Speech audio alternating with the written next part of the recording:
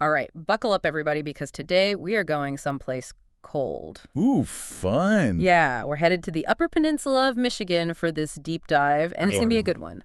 This manuscript is called Long Winters North. Oh, And it's full of twists and turns and secrets and a little bit of paranormal stuff. ooh. So I think you guys are going to like this one. Yeah, what really struck me right away was just how the setting of this really just kind of creates this atmosphere of unease right from the get-go. Yeah. Newberry, Michigan. Mm. It's this quaint little town kind of nestled in the Upper Peninsula, what the locals call God's country. Right, right. But under the surface, there's just this sense of isolation and secrets. It's almost palpable. Yeah, it's like a postcard with a hidden message, right? Right. You got this beautiful scenery and this close community, but then there's like something bubbling under the surface. And, Yeah. you can feel it. Absolute. And it really explodes right out of the gate with that incident in Paradise, Oh, that yeah. car fire. Yeah, talk about setting the tone. Right.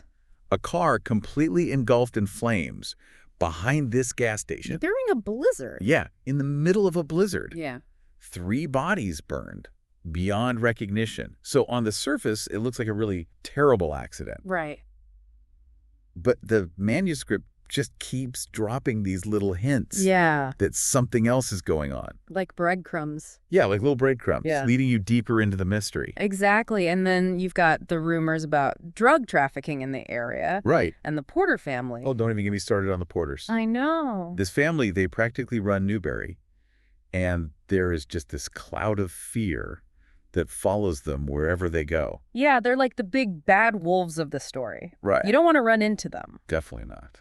But then on top of that, you've got this missing person Right. epiphany. A young woman who disappeared without a trace. Right. And it makes you wonder, are these incidents connected somehow? Right. There's something more going on here. Exactly. And that's where Willis comes in. Ah, yes. Willis, our protagonist. He's the one who stumbles onto this conspiracy that's way bigger than anyone imagined. And what's so interesting about Willis is that he's an outsider. Right. He moved to Newberry with his wife to open a bakery.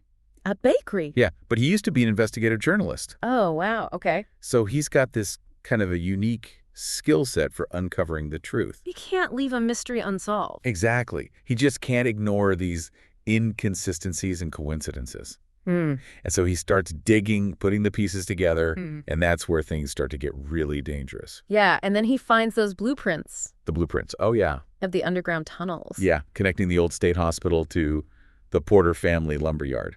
What? Yeah, it's crazy, right? That's creepy. Like a symbol of all the hidden things going on in Newberry. It's like a secret underbelly. Exactly. Hmm. And for Willis, it's like stepping into a whole other world, a world that he maybe doesn't want to be a part of, Ooh. but he can't turn back now. No, he's in too deep. He's in too deep. Oh, boy. This is going to be good. Yeah, stay tuned, folks, because things are about to get really interesting. Things get even more intense when Willis starts to uncover more of Newberry's secrets. Yeah. Remember Sarah? Chelsea's friend. Yeah, she disappears. Yeah, no. And they find her missing shoe Oh, my God. near the spot where Noah ends up dead, I forgot about Noah. Willis's friend. Yeah, man. It's like the danger is getting closer to Willis now. Right. Like, he's not just curious anymore. Yeah, This is personal. absolutely. But it seems like every time he gets an answer, he just ends up with more questions. Exactly. It's like a never-ending puzzle. And then, to make things even worse, Ted's sawmill burns down. Right. I mean, that's his livelihood. It's heartbreaking. It feels intentional, like someone is sending a message. Like, nobody is safe.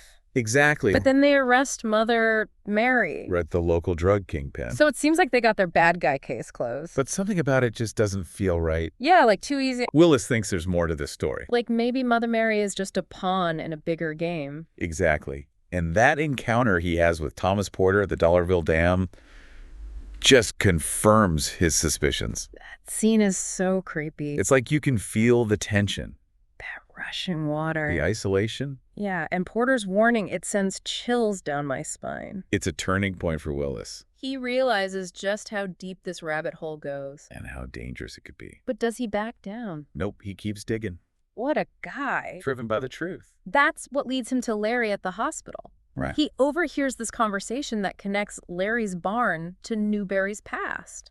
Oh, wow. I know, right? It's like the author is giving us just enough to keep us hooked. Like a little tease. Totally. And of course, Willis can't resist.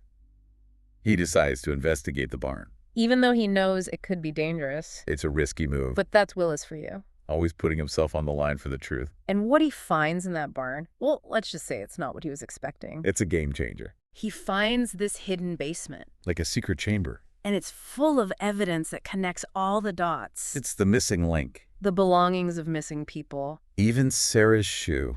Chilling. It confirms everything Willis has suspected. That something truly evil is happening in Newberry. And just as he makes this discovery, he realizes he's not alone. Oh no. Thomas Porter and his associate are there. They've been following him. It's a trap. Willis is trapped underground with the people he's been investigating. Talk about a nightmare. He manages to get away, but he knows he's in serious danger. He has to get out of there. And expose Porter before it's too late. It's a race against time. Willis hiding out in that old abandoned theater. It's like poetry, you know, this place full of stories and secrets. Right. And now Willis is right in the middle of his own drama. And it's like we're seeing another piece of Newberry's history revealed. Right. It's not just a town of darkness. Yeah. There's also this history of people finding comfort and escape and connection. And it's in that theater that he finds an ally, Ted. With his rifle. Yeah, coming to the rescue. Who knew? Right. It's amazing how the author really flips the script with Ted. Yeah, he's this gentle giant who just wants to live a quiet life. But when it comes down to it, he's not afraid to fight for what's right. You know, the author doesn't shy away from the violence in that scene. No, it's intense. But it doesn't feel over the top. Yeah, it's like all this tension and fear. It has to explode somehow. Right, and the shootout brings this immediate sense of resolution. Yeah, the bad guys are dead. But it also leaves you wondering about the cost of justice. Right. Like, is violence ever the answer? And what about the trauma that's left behind? Right. Like, the community will never be the same. Definitely. But at least the truth is finally out. Thanks to Willis and those photos he took. Oh, wait. Joy put them all over social media. I love how the author brings in this modern element. Right. Social media is like this powerful tool for accountability. You can't hide anything anymore. And the truth can spread like wildfire. Exactly. But even with the truth revealed, there's still fallout. Yeah. Mother Mary, she's cleared of all charges. But her life is ruined. People will always associate her with Porter.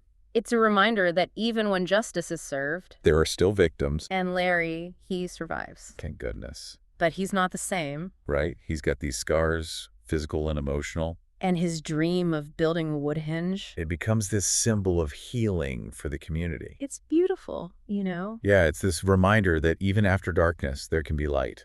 And hope.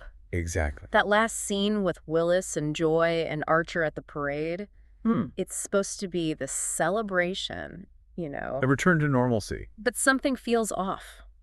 You can tell things are different. Like they're trying to pretend everything is fine. But the past is still there. Haunting them. That's what's so powerful about this story. Yeah. It leaves you with a sense of unease. Like the secrets are still there just below the surface. Lurking in the shadows. And when Willis sees the Porter family on that parade float, you know, acting like nothing happened, he realizes that the fight isn't over. Right. The system that allowed Porter to do all those things, it's still in place. And true justice might be out of reach. This story really makes you think about your own community. Yeah, like what's going on behind closed doors? What secrets are people hiding? And what can we do to expose the truth? It's a call to action. To stand up for what's right. Even when it's hard. To be a voice for the voiceless. Because the truth matters. Yeah, no matter how buried it might be. So after this deep dive, we want you to go out there. And ask questions. Dig deeper. Don't be afraid to challenge the status quo. Because even in the darkest of winters, spring will come. There's always hope for a brighter future. A future where truth and justice prevail. That's what Long Winter's North is all about. And that's what we should all strive for.